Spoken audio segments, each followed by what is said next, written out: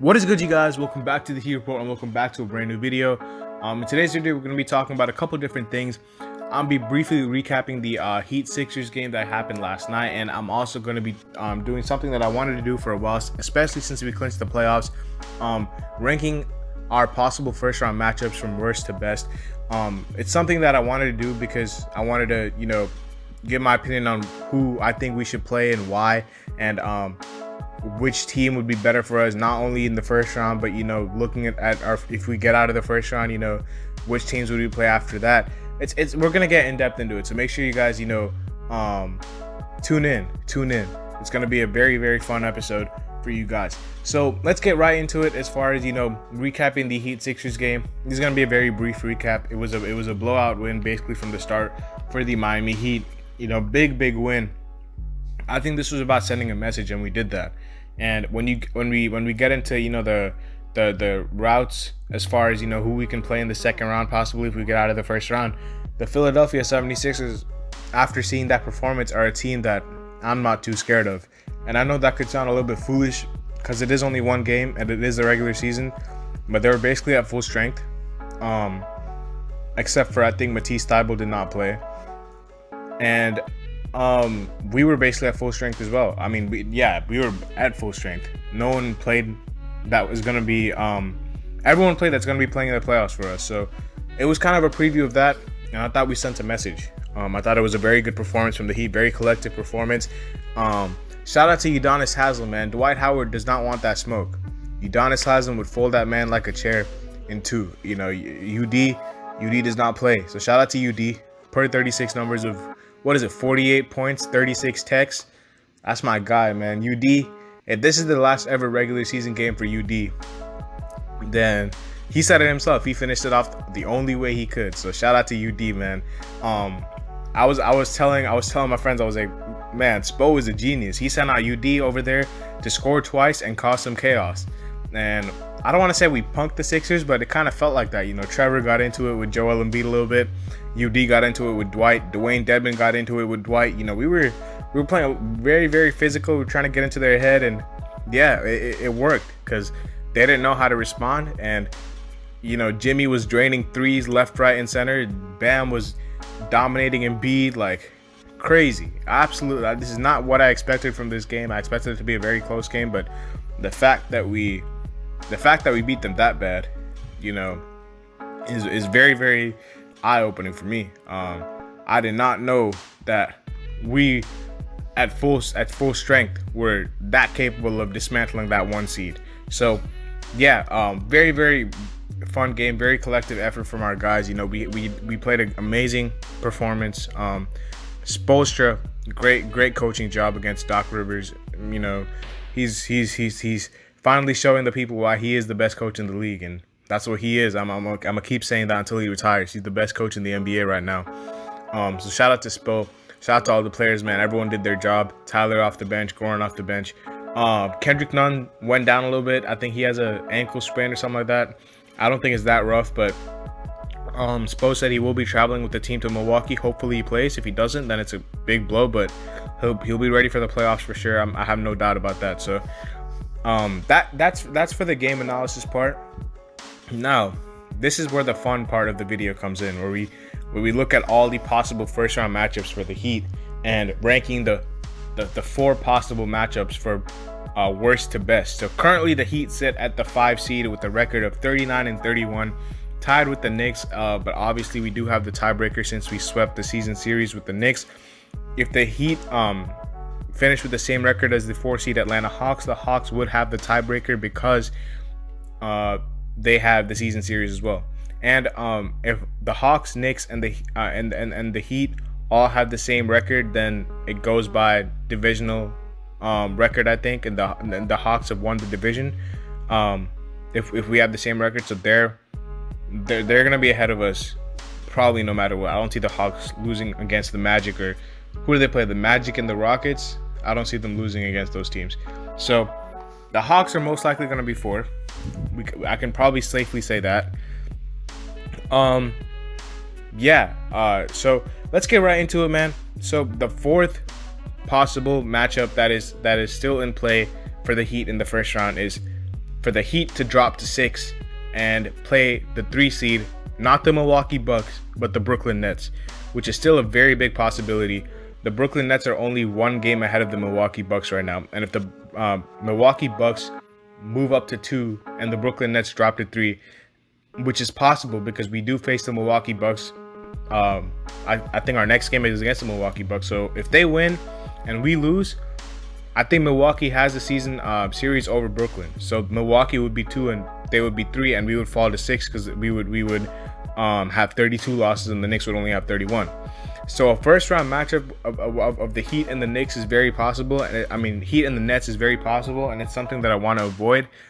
The Brooklyn Nets is certainly someone that I do not want to play until probably the conference finals. You know, they're a team that is starting to get its pieces back, and you know, it's a dangerous game, man. It's a dangerous game because you know you do not want to go up against Kyrie, KD, and James Harden in the first round. You do not want to go up against that matchup. So that 3-6 matchup of the Nets and the Heat would, for obvious reasons, would be the worst matchup to have in the first round. These are matchups that are still possible right now, and there's very big possibility that this could happen if we lose to the Bucks tomorrow.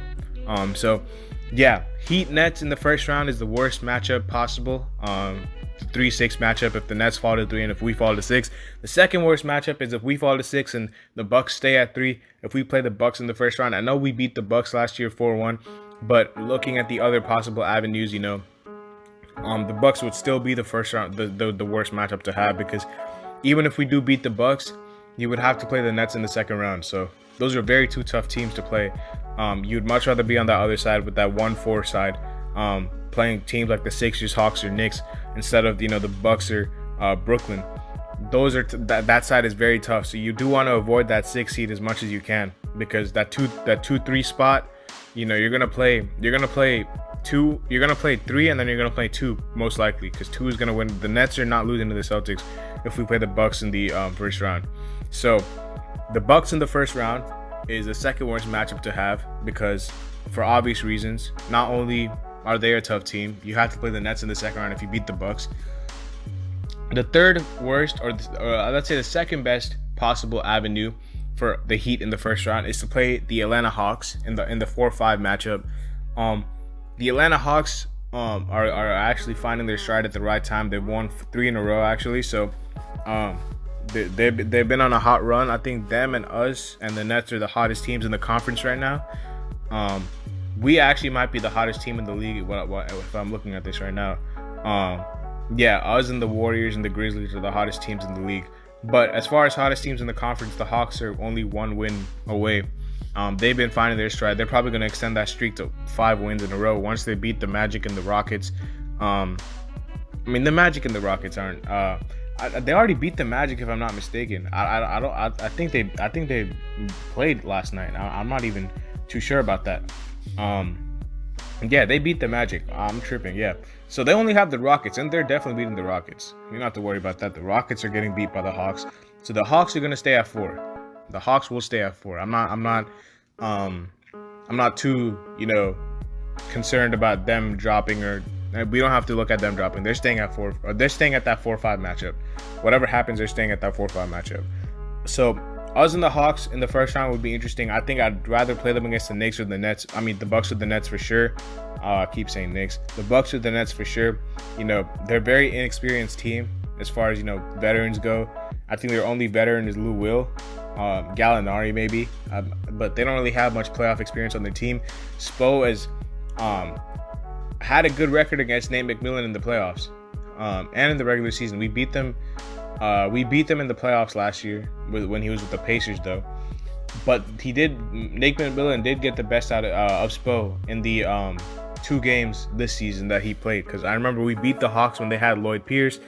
Lloyd Pierce got fired, and then Nate McMillan came in, and then he won the back-to-back game, which I don't think Jimmy played in. And then they won a game in Atlanta, which Trae Young and John Collins did not play in. So, yeah, the Hawks are not, you know, a pushover by all means, but I think this is a team that we can probably beat in 5 because the way we're playing right now, I don't really see that many teams in the Eastern Conference that can really, really push us.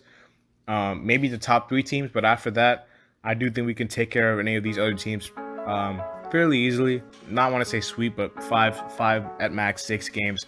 I don't think it would take that long to dismantle the Hawks in the first round matchup. The best possible first round matchup though would be playing the New York Knicks in a 4-5 matchup. It doesn't seem to be happening though. I don't think it's going to happen, especially because you have to look at it this way. The Hawks are going to be 4. So if the Hawks are at 4, the Knicks and the Heat cannot both be at 4 and 5 because there's only one spot left, the 5 spot. So it's going to be either Hawks or Heat or Hawks or Knicks in the first round. And I would rather play the Hawks, but it's still mathematically possible that if the Hawks lose to the Rockets and the Knicks win both their games, the Knicks have the season series over the Hawks. So the Knicks and the Hawks, the Knicks could be in the, what's it called? The Knicks could be in the 4 spot, and we could be in the 5 spot, or other way around. So the Knicks and the Heat is definitely a possibility. That would probably be the best matchup to have, especially because we swept the season series over the Knicks, beat them 3-0. Really gave their offense problems. I thought we played that zone a lot, and it hurt their offense. Thibodeau didn't really know how to break that zone.